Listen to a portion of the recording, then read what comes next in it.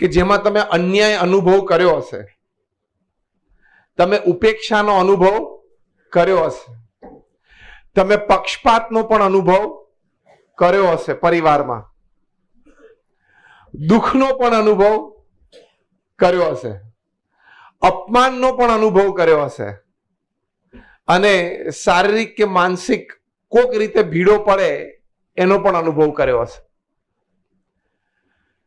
તમે 70 વર્ષના થાવ એટલે તમે આ 6 પ્રક્રિયામાંથી પાસ થયા જ હો. 70 કે 70 થી ઉપર.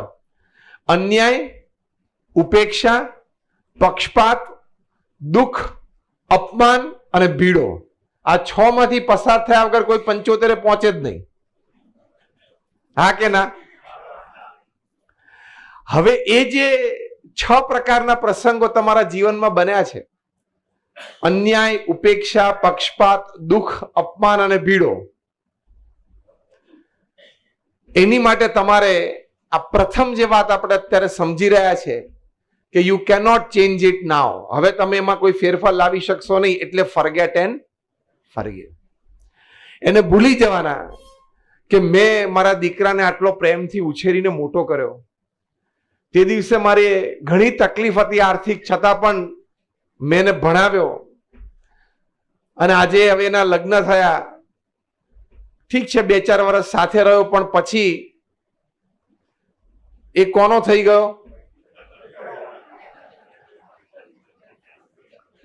તમે બધા હશે એટલે તમને ખબર છે, અને બધાને આ વાતનો અનુભવ થોડા વત્તા અંશે થયો હશે. નહીં થયો હોય તો હવે થશે,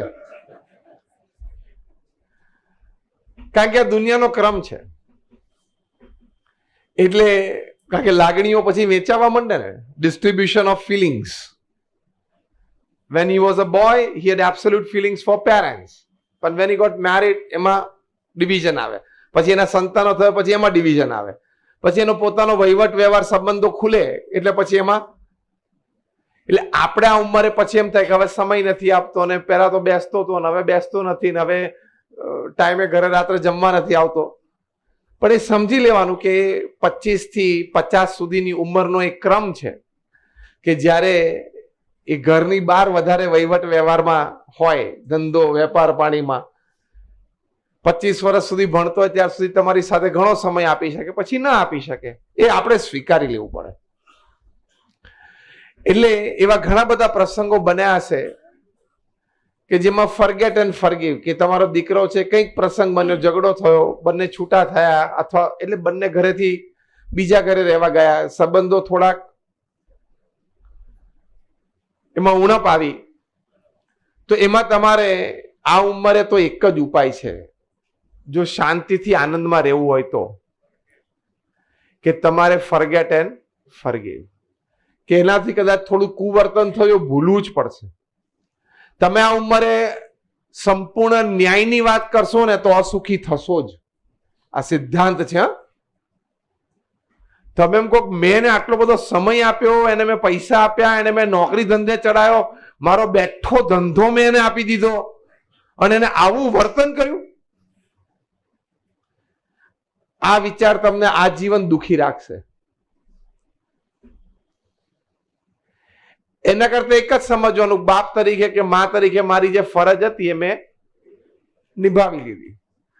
હવે એને પુત્ર તરીકે ઓછી વધતી ફરજ નિભાવી, એ એના કર્તવ્યની વાત છે, એમ સમજીને એ ભૂલી જવાનું અને માફ કરી દેવાના. એ આવે ત્યારે પ્રેમથી એનો સ્વીકાર છે, એ ન આવે ત્યારે પ્રેમથી એની માટે પ્રાર્થના અને શુભેચ્છાઓ છે કે તું તારી જગ્યાએ સુખી. તો આનંદમાં રહેશો. હા, અને કે બોલો 5 દિવસથી હજી એનો ફોન જ નથી આવ્યો, પણ નહીં આવે, હજી 5 દિવસ નથી આવવાનો, કારણ કે એની ઉંમર 25 થી 50 ની વચ્ચે છે. એને બહારનો વહીવટ વ્યવહાર વધારે છે. અમારા દીકરાની વહુ તો અમે એ જુદા થયા પછી 1.5-2 વર્ષ થયા, માંડ 2 કે 3 વખત દિવાળી આવ્યા હશે, પછી આવ્યા જ નથી. પણ એ નહીં આવે, સ્વીકારી લો. એટલે પહેલી મોટી વાત છે કે ફોરગેટ એન્ડ ફોરગીવ. બીજી મોટી વાત છે, at this age in your life, acceptance of happenings plays a very big role. જે કંઈ જીવનમાં બને છે ને એને સ્વીકારી લેવાનું. મારી સાથે આ કેમ બન્યું, નહોતું બનવું જોઈતું, ના બન્યું હોત તો સારું હતું, એવું આપણા દરેકના મનમાં રહે છે જ્યારે અનિચ્છનીય પ્રસંગો જીવનમાં બને છે. પણ એ કર્મનો સિદ્ધાંત છે, પ્રારબ્ધનો ખેલ છે, અને ભગવાનનું કર્તવ્ય છે કે જીવનમાં ઈચ્છનીય પ્રસંગો પણ બનશે અને અનિચ્છનીય પણ બનશે. ઈચ્છનીય પ્રસંગમાં આનંદ લઈ લેવાનો, અનિચ્છનીય પ્રસંગોમાં સ્થિર રહેવાનું. Though the same sun rises, અંગ્રેજીમાં બહુ સરસ કહેવત છે, though the same sun rises every day in the morning, the day is not the same. રોજ સવારે સૂર્ય તો એનો એ જ ઉગે છે, પણ છતાં દિવસ એનો એ નથી. હા કે ના? વ્યક્તિગત જીવનમાં, પારિવારિક જીવનમાં, વ્યવસાયિક જીવનમાં, વ્યવહારિક જીવનમાં, સામાજિક જીવનમાં અને જાહેર જીવનમાં. It is a fact of life.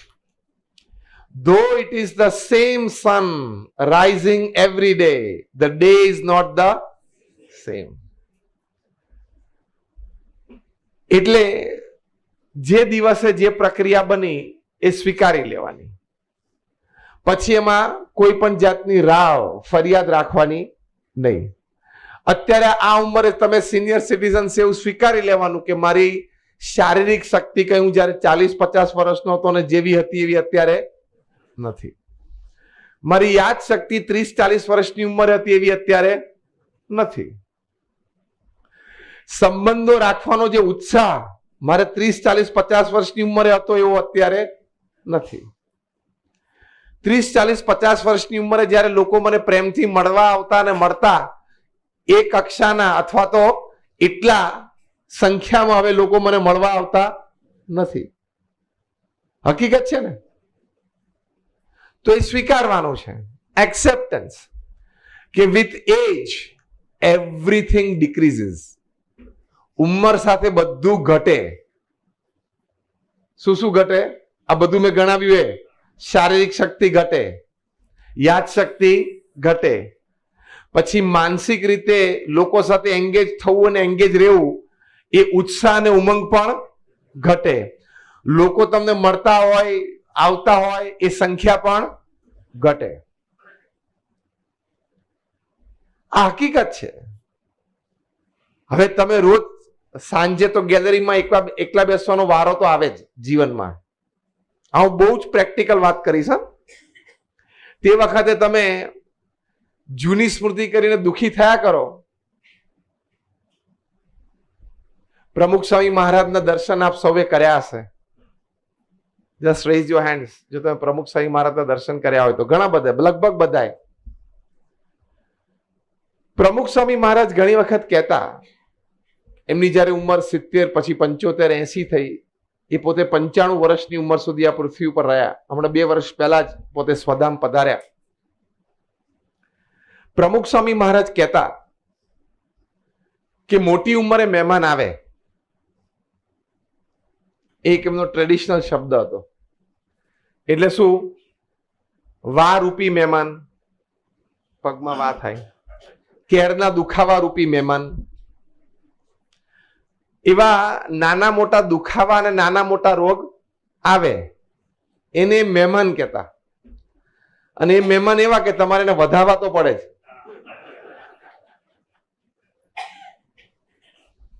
અને એ મહેમાન એવા કે ઘર કરીને રે, એ જવાનું નામ લે નહીં. એટલે મોટી ઉંમરે આવા મહેમાન આવવાના જ છે, એનો સ્વીકારી લેશો. દવા દારૂ કરવાના, એની જે વ્યવસ્થા થતી હોય એ પણ કરવાની.